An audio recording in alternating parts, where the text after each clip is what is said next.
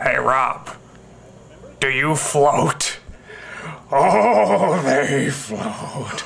They all float! So we're doing a commentary on Neverending Story, right? Oh, yes. And it floats. Neverending Story floats. You have Neverending Story in a can? You do? You better let it out! Waha! Waha! Waha! Okay. We better actually talk about this. What's to talk about? Langoliers, you know what? I might do that because Because that one is so awful, I don't think even Stephen King fans can defend it. That movie is just all sorts of bad. For as much as we make fun of this movie, yeah, we really don't like it. Yeah, no, it's. No, I will say this is one of the better ones, but that's not saying much because Stephen King films, yeah. Well, you know what it is? The stuff with the kid actors are actually pretty good. Yeah, the flashbacks were pretty good. The adult actors are actually pretty bad. That was the shocking part. You think it'd be the other way around, but the kid actors actually do. They actually managed to find a whole bunch of convincing child actors, and I kind of wish they had just ditched the whole, like, Stephen King story and just rewrote it from scratch, like, using these child. It's like, you know what, screw it, we're just gonna write a different story, because we've got great talent. And the funny thing is that that whiskey, that's actually Jim, a friend of ours, he has that whiskey, and he had it here. Great. Yeah, and I replaced it with apple juice. It's not real. But he just saw that in a video. I didn't tell him. He just saw they went, I think he cried a little, because that's not cheap whiskey. No, it's very good whiskey, too. So yeah, should we do the drinking game along with you? We're already in May. No, we won't survive. Oh, we will that's not true. make it. These weird little flashbacks. The movie's shot kind of like a bad soap opera. It is a bad soap opera. Yeah, the adult scenes just play like you're watching a soap opera. And John, yeah, welcome back. This is the second film we've done with him, right? Third, I think. Yeah. You know, it is a shame. But yeah, Sidekicks, Neverending Story 2, and this one. All the controversial ones keep popping up in my videos. I'm not doing it on purpose. Hello, how are you? It's nice down here. I'm British. Red balloons. Now, the one thing I have to say that... Oh, yes. The orgasm. Look at his lip. Look at his lip. Like, one side of his lips are working. I just don't get how we're supposed to take it seriously, and so many people were terrified. And I understand if you have a fear of clowns, that's totally legit. Yeah, we got that, but like... I never had a fear of clowns, except for Killer Clowns from Outer Space, which is the most terrifying horror movie ever made. Well, obviously. I mean, none of us can sleep because of that movie. But yeah, so I didn't get it. I'm like, he's really funny. Like, I love Tim Curry in this movie. That's the one scary scene. I think I'd say that is the one scary scene. And that really got me. It got me as an adult, too. I just went, gee! So that was good. But something I do have to bring up that I feel was a mistake. Actually, everything I say about Stephen King in here, I still sort of hold up to, despite what, Stephen King fans, want to kill us and stuff. But I mean, the one thing where I think I did screw up is that I say it's a supernatural element that will not be explained. Actually, if anything, Stephen King over-explains the supernatural element, because they are right. You could argue the movie. The movies do it worse. But the books, I mean... The books actually go into way too much detail. Stephen King is the first to different stories. Yeah, Stephen King's the first to admit that he's like, I wrote myself into a corner. It's like, what do I do? A giant spider? And it's like it's basically tied to the rest of his mythos, which is basically like sort of a quasi-Cthulhu thing. It just gets nutty.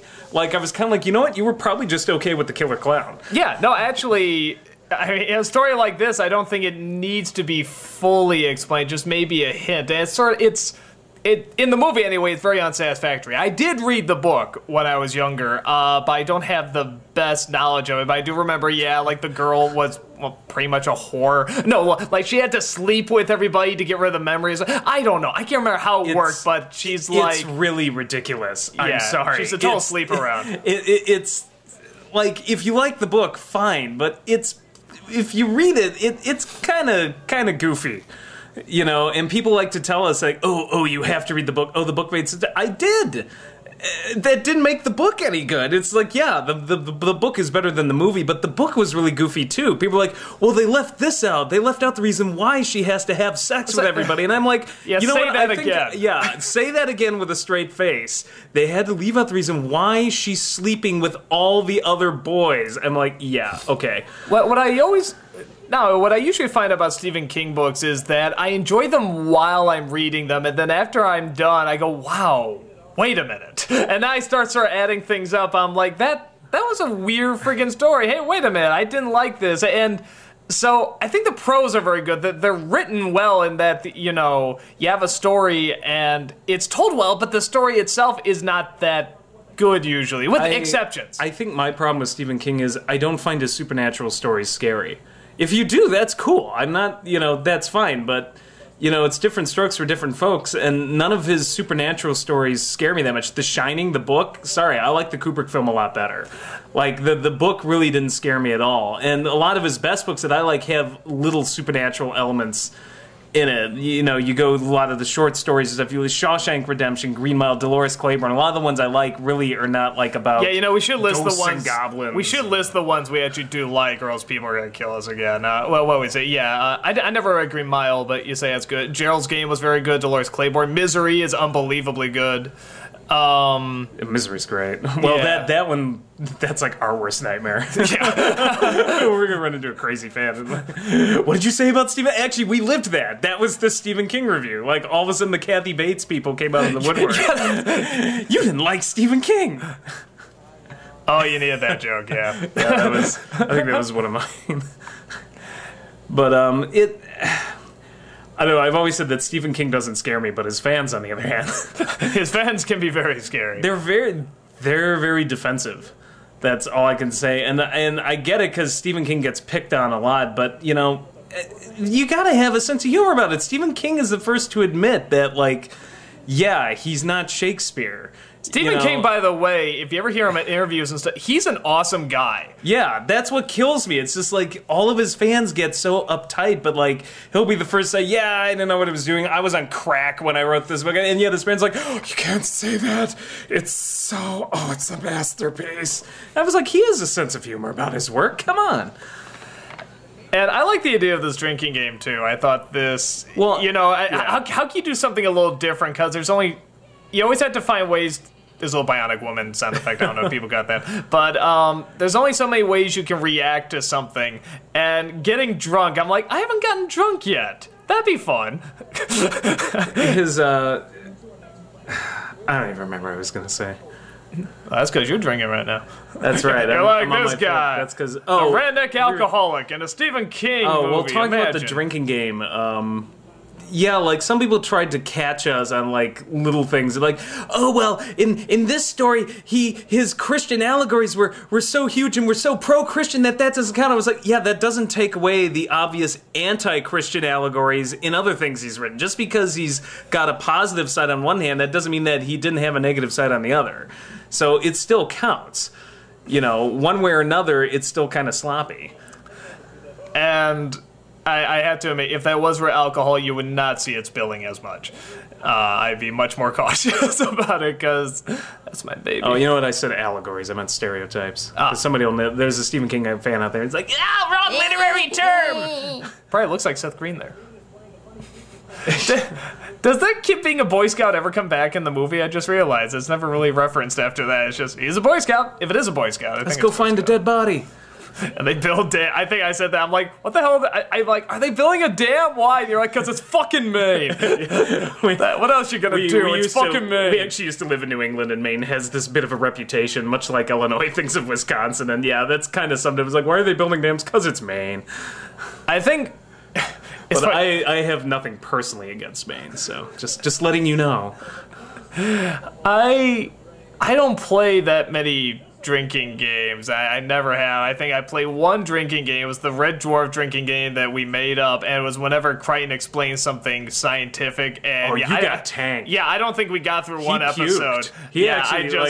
I threw it all up, man. It was nasty. He passed out, and I was like, well, this is great because I was the only one still awake. I think, yeah, it was like one episode.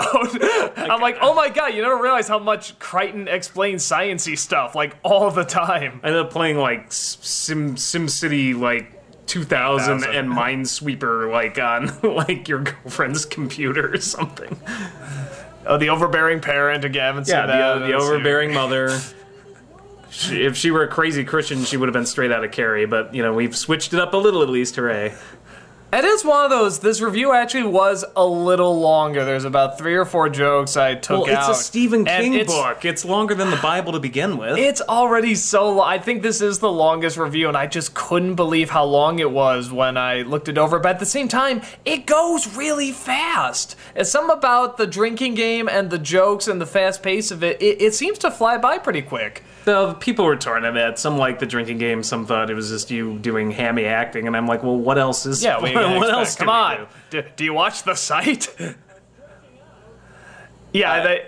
Why does this kid just leave? Yeah. If that happened to me, this is like, you know, pull a Dana Barrett. You see the dog in the fridge and it says you run away. Yeah. You scream and you run and you call Ghostbusters. I think there's... Look at this. Even when I was a kid, I was like, really? Did they really just do that stop motion? That's the effect you did. Yeah, that's like freaking Large Marge going on there. When I, when I was watching it, there was one scene where, like, he tries to leave, and I think they try to make it look like the poles or the showers are blocking him, but there's so obviously this huge space where you can walk out. It's like all he has to do is climb under it. Really, I think the only 2 scenes that I thought he was scary. I thought the intro was well done because he's kind of in the sewer. You can't see much of him, you know. And then I think there was some scene where he's digging everybody's graves. It was sort of a creepy image, but yeah, there's very little. This worked out pretty well. Yeah. How'd you like to wake up to that in the morning? Hi, how's it going? I don't know. We're watching this on the AVI. I don't know on the FLV on the site. Maybe there's like one frame in there you see of the clown in the middle. It's like, damn it, I hate it when those get in. But I don't think I ever made a Nightcore joke. You didn't? No, I had one Nightcore joke at the end. We did the lines where I said I've got the script ready for you when I knock on the door. And, that's right. The alternate take was I was like, hey, Doug, do you think I look like that asshole from It? You know, the one who also played the judge in Night Court? No, actually, I had like the fedora, and I was like, I kind of look like him with the vest and the fedora. Actually, I wanted to use that. I think the sound or something got cut on part of the line or something like that, so I couldn't. Yeah, a lot of people complained. It was like, what, no Night Court jokes? I was like, well, we did have that one line, but it got cut. I love Tim Curry in this. I really do. You know what? He's like Mr. Freeze in Batman and Robin. It's just like he's the heart. He's the 80-ton gorilla in the room. It's like you have no clue what he's gonna do. You just know it's gonna be goofy and entertaining. Like, that's the thing. I found him immensely entertaining. People are just like, how could you not like him? It's like, no, I loved him, but he wasn't scary. He was hilarious. You know, I've made like a bajillion Fresh Prince jokes, like in terms of the song. That's because it is one of the greatest shows ever made. Well, you know what? The show is awesome. The song is like a bajillion levels of awesome. I just love using it. I think people always, like, people never get tired of it. Doug. They were making trouble in the neighborhood. You know, he got one little fight. His mom got scared. Remember, she's like, "You going down in Bel Air." Oh, you know, God, it just reminded me of the commercial. The commercial episode came a few episodes after this. Just like, you know, what if this was the summer of Apple Jacks? Oh, yeah. Not, oh my God, a clown, a fucking clown. I'll never watch an Apple Jacks commercial the same way again. Oh my God, a clown, a fucking clown. Dear God, don't forget the fucking clown. Hey, he's just having so much fun. Look at him. He's adorable. How can you be scared by that? You know what? I would invite him to my nephew's birthday party. My cousin's probably going to hear this and I'll never be invited ever over again. He's coming to your bachelor party. I want you to know. It's like Kid Schmitz. He should be at adult parties. That'd be a ton of fun. This is fun. Yeah, this really worked out surprisingly well. I think this made me realize I think Stephen King's It would have been a much better comedy.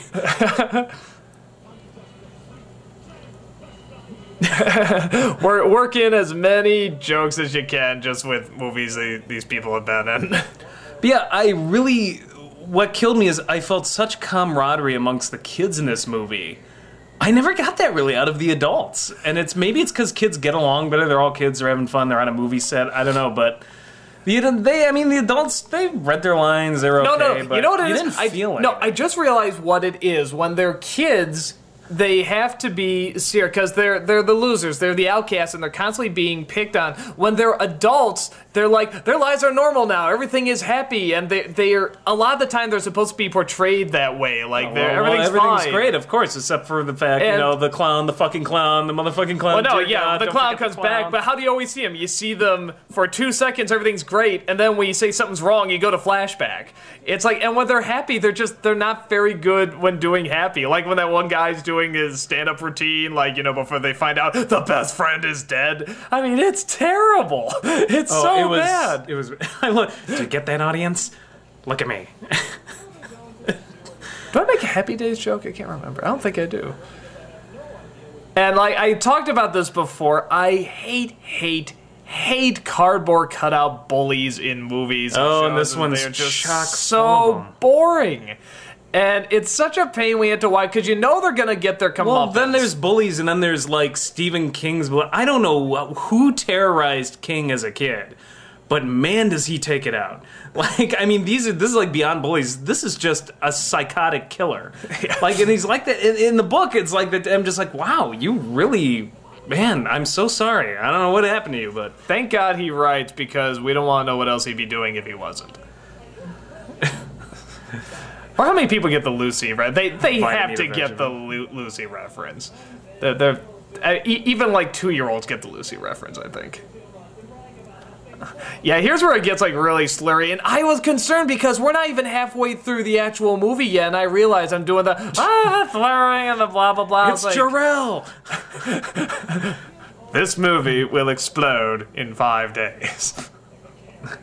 Contained within is all my knowledge of the universe. Now, here's something a lot of a lot of fans tell me. They say that, well, the reason he wanted to scare the kids is because they taste so much better when they're it's like afraid. Salt. Yeah. Well, first of all, he didn't. With the brother, he ate him pretty fast, and plus, you're a fucking killer clown. You go boo, munch. Boom, there you go. Yeah, no, I mean, you know what, and that was always my problem in the book, too. It's just like, you know what, food is food. If these guys really are getting so smart that they may be a threat to you, just eat them. Who cares if you add salt to it? It's still food. Now, the thing that sucks is on the DVD, she does her little, she does her little yell, but then originally it cuts back to the it sign, and it says a little to be continued at the bottom. You hear Tim Curry go, and it was great, but it's not on the DVD, and I miss it. I miss his little laugh at it. This is like... she deserves an award for that. Yeah, he really took the time. Like, you know what? She's gonna be sad. This will calm her down. Yeah, this will explain everything. It's gonna write it. I forget. And there's a whole scene where like they reminisce, but I mean, it's like they go riding on a bike and play catch together and stuff. It's really silly. I love it. He's like, so you're a bachelor? Apparently running around talking about killer clowns and serial killers in the city doesn't get you laid. Hey, Seth Green doesn't look like that. I love the fact a lot of these adults don't look like how the kids looked, like at all. You really can't see them growing up, to look like these people. And so much of it was based on balloons, which not scary. Not scary.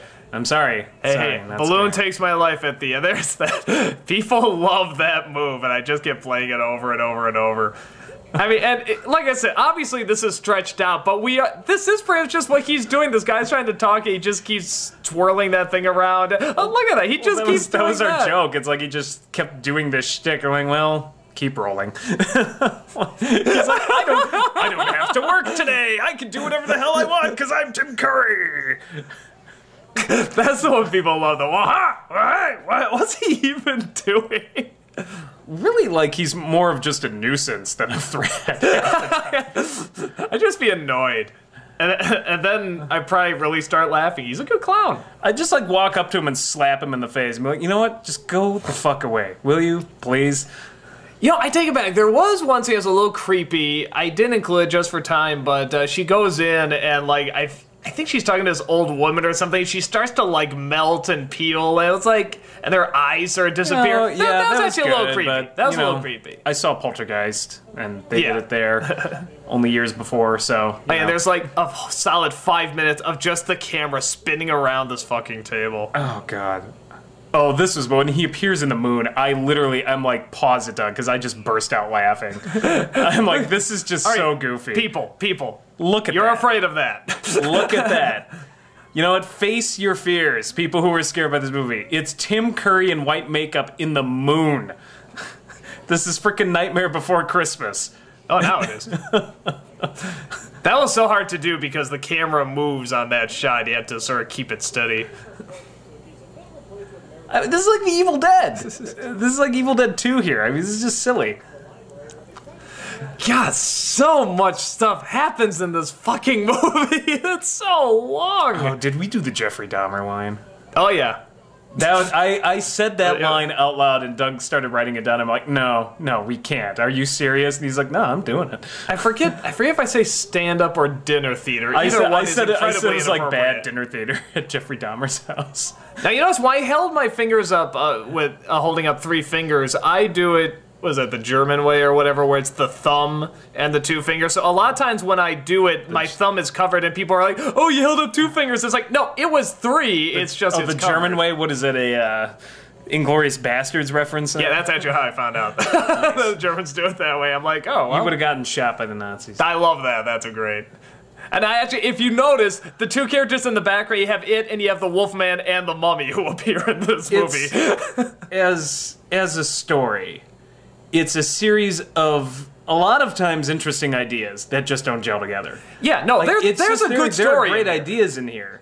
Like, and then but it never quite gel together. Like, Killer Clown, interesting, using fear, that's like Forbidden Planet. It's like, okay, that's interesting. But it never quite meshes together. It's like Stephen King was kind of like wanting to throw every single thing into one book. And I have to admit, I like Stephen King the most when there's the least going on. Yeah, when there's simpler stories.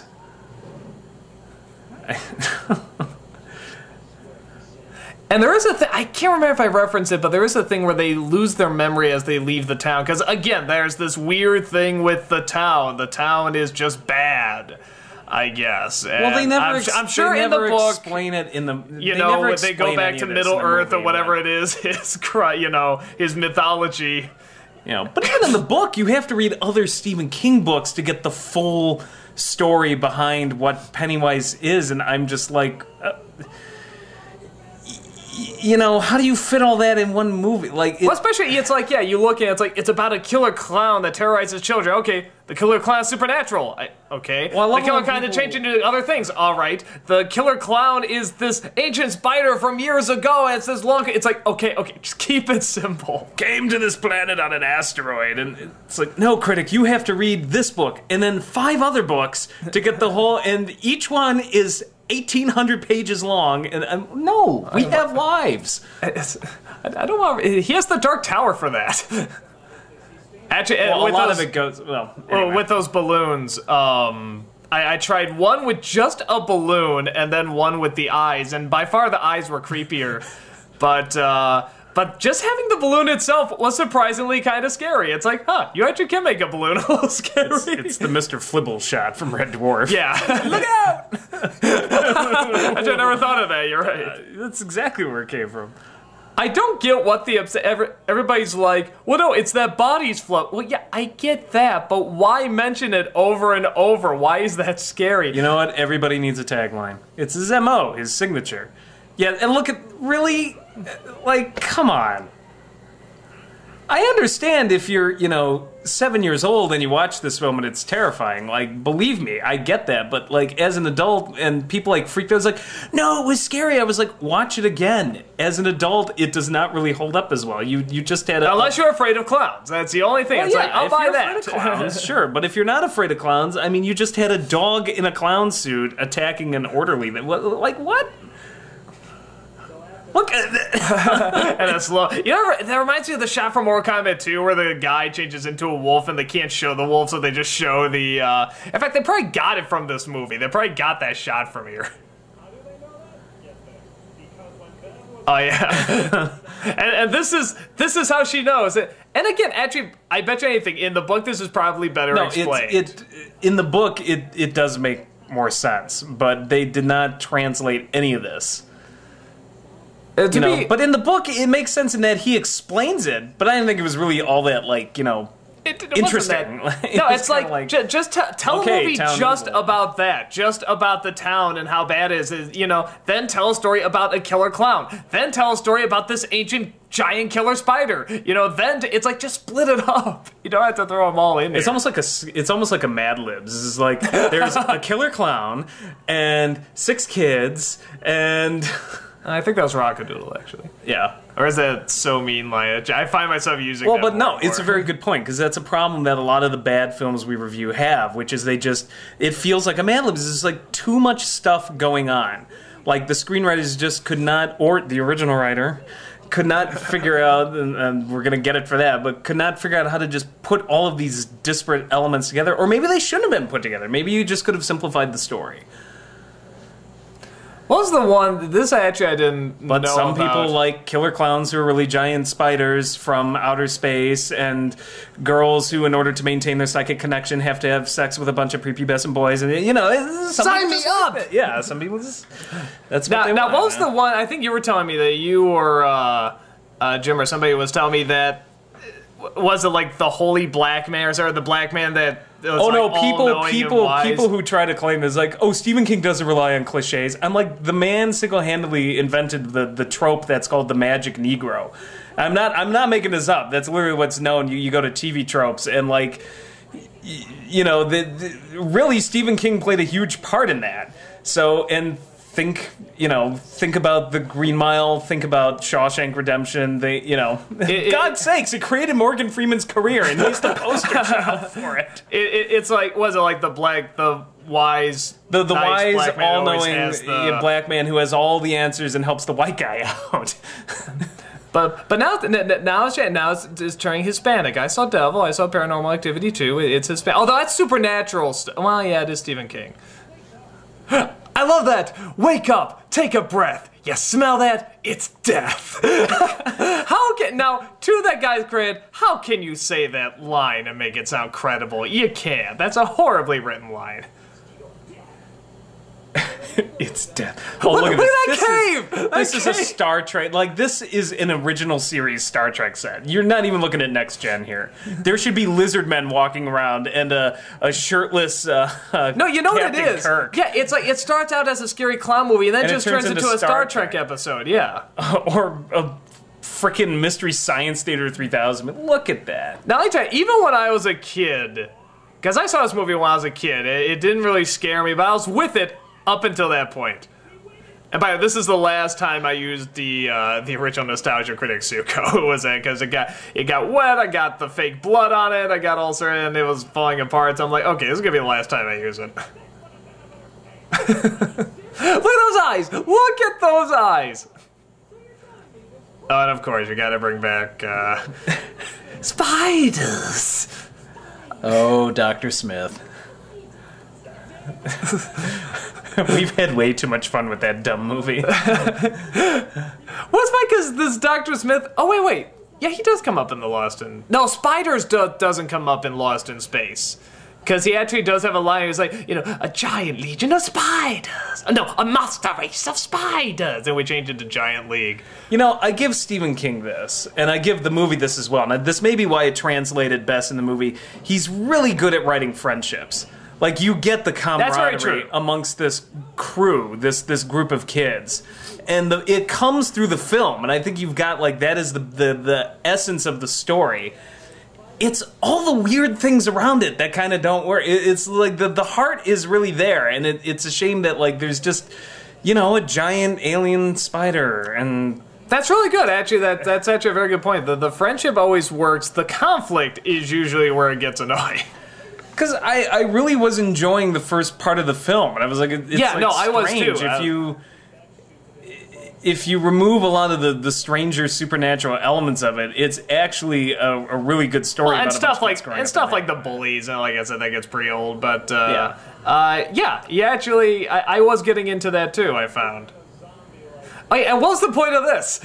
Oh no, she's a zombie, and now she's back. Okay. What she have 5 lines? She's gonna be okay, folks. 5 lines. That's another. That's a translation problem when you have characters that show up for all of 5 lines. It's like, oh, this meant something if we didn't have to cut like 100 scenes. Why did riding down the hill snap her out? Hey, at least it's better than Langoliers. Are we the new people? Are we the new people? You will see the review, people, because that'd be a fun one. Hey, that had a psychotic Balky ripping newspapers for 40 minutes. That movie's awesome. We can do with that. That's gonna be fun. And that's also as ass-numbingly long as Cousin Larry, the Langoliers will get you. Your stellar performance is coming up. Oh, God. Somebody was just like, I think the Razzie for the year should go to Rob Walker. I'm like, thank you. I'll gladly accept that. You know, he tried really hard at that performance. He tried to get in character. He tried to believe he had boobs. That he was a woman. I did. Actually had breast augmentation surgery. Yeah, he went to a lot of trouble, and you insignificant bastards. Ass fuck shit horse. Well, I wasn't going to go that far, but... I will. Yeah, okay, so this is where the line was. It was like, hey, Critic, do you think I look like that asshole from It? You know, the one who's always cracking jokes on Night Court? Yeah, I pretty much just said, just make every weird... You don't usually have a chance to make your weird face. You got some good weird faces. Well, my original one was just a carbon copy of her, and then you're just like, no, make stranger faces. So I started off with the quivering lips and then just did God knows what. Yeah, it starts off with her. Yeah, here we go. Yeah, that's her. Yeah, that's her. And then it just goes. Yeah. I don't even know what that is. I have no clue what any of this is. And by the way, that is ketchup. If you can't tell, I did have fake blood, but it didn't work as well. it didn't stick as well. So yeah, no, you have not convinced us that it is any better. Sorry. I give Stephen King props. You know, there's some great stories he's written, and there are great parts in it. But yeah, Tim Curry is awesome though.